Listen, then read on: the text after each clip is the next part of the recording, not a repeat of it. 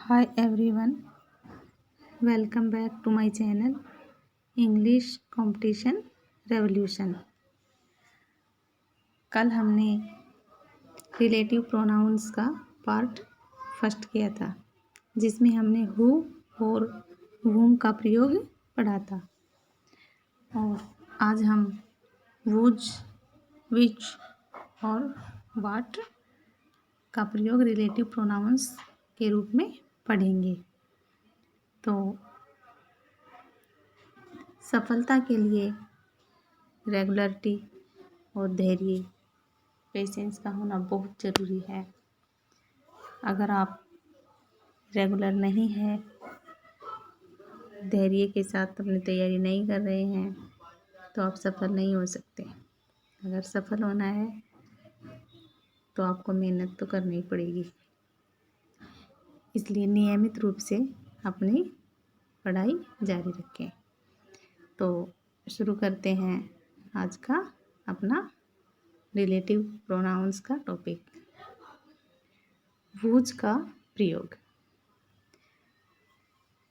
पिछले टॉपिक में हमने who और whom का प्रयोग पढ़ा था, जिसमें whom और whose का प्रयोग में विद्यार्थी बहुत कंफ्यूज होते हैं। तो आज हम देखते हैं whom और whose में किस तरह से हमारा कन्फ्यूजन दूर करें। तो whom का प्रयोग हम ऑब्जेक्टिव केस के रूप में करते हैं। जहाँ whom का प्रयोग ऑब्जेक्ट की जगह करना है, वहाँ हम whom का प्रयोग करते हैं।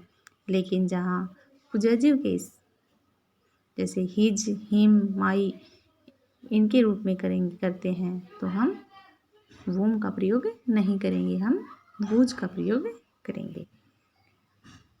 whose का ऐसे सेंटेंसेस में हिंदी मीनिंग जिसका, जिनका, जिनकी, जो ये निकलता है। तो शुरू करते हैं whose का प्रयोग। whose का प्रयोग पोजेसिव केस में होता है, जहाँ पर इसका अर्थ माई, हिज, हर इसके रूप में होता है, वहाँ हम whose का प्रयोग करते हैं। The man whose car is red is my neighbor। कौन सा आदमी, द मैन कौन सा, whose जिसकी, कार इज रेड जिसकी कार लाल रंग की है, इज माई नेबर वो मेरा पड़ोसी है। तो यहाँ पे whose, द मैन whose कौन, हिज यहाँ पे पॉजिटिव केस के रूप में हुआ है, इसलिए हमने यहाँ पे whom का प्रयोग नहीं किया है, हमने whose का प्रयोग किया है। तो वो ऐसे सेंटेंसेस में कंफ्यूज होने की बिल्कुल भी ज़रूरत नहीं है। The boy whose shirt is black is my classmate। The boy कौन सा लड़का, whose जिसकी, हिज और हिज का है पॉजेसिव प्रोनाउन, और पॉजेसिव प्रोनाउन के लिए हम whom का प्रयोग ना करके whose का प्रयोग करते हैं। whose shirt is black is my classmate। अगला प्रयोग है which रिलेटिव प्रोनाउन का। देखिए ध्यान से समझना, हमें कंफ्यूज नहीं होना है। यदि रिक्त स्थान से पूर्व कोई निर्जीव वस्तु हो या जानवर हो तथा रिक्त स्थान के बाद कोई नाउन या वर्ब हो, तो रिक्त स्थान में विच का प्रयोग किया जाता है। हु का प्रयोग हम सजीव यानी कि व्यक्ति के लिए, पर्सन के लिए हम हु का प्रयोग करते हैं, और विच का प्रयोग हम निर्जीव वस्तु या जानवर के लिए करते हैं। द बुक, बुक क्या है, बुक यहाँ पे एक निर्जीव वस्तु है। बुक क्या है, एक लाइफलेस थिंग है, इसलिए इसके बाद में हमने हु का प्रयोग न करके विच का प्रयोग किया है।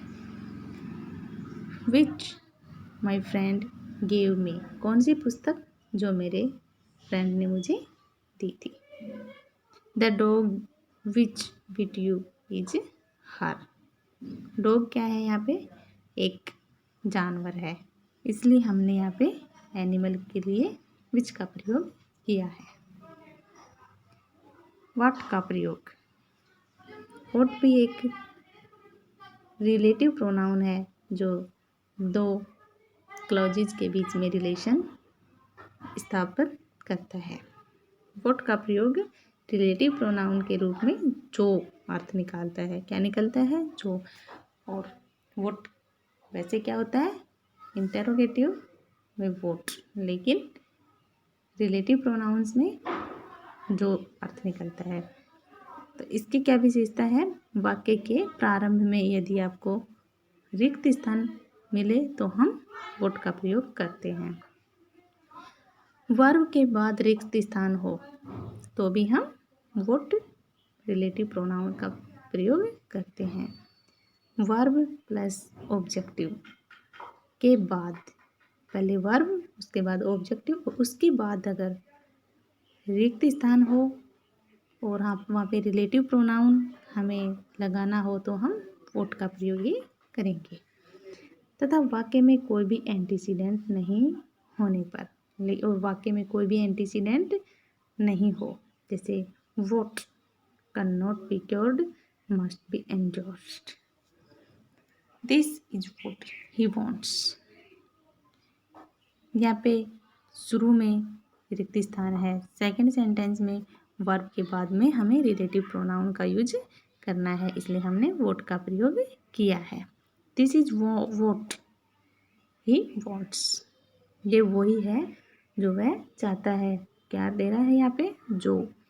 Give him what he likes, यहाँ पे वर्ब गिव वर्ब है, हिम ऑब्जेक्ट है, इसलिए इसके बाद में हमने व्हाट का प्रयोग किया है। तो उम्मीद करते हैं आज का वीडियो आपको समझ आया होगा, और अगर नहीं आया हो या कुछ कन्फ्यूजन हो तो कमेंट बॉक्स में ज़रूर बताएं। और नेक्स्ट वीडियो हमारा थर्ड पार्ट रिलेटिव प्रोनाउंस का हम कल लाएंगे। इसलिए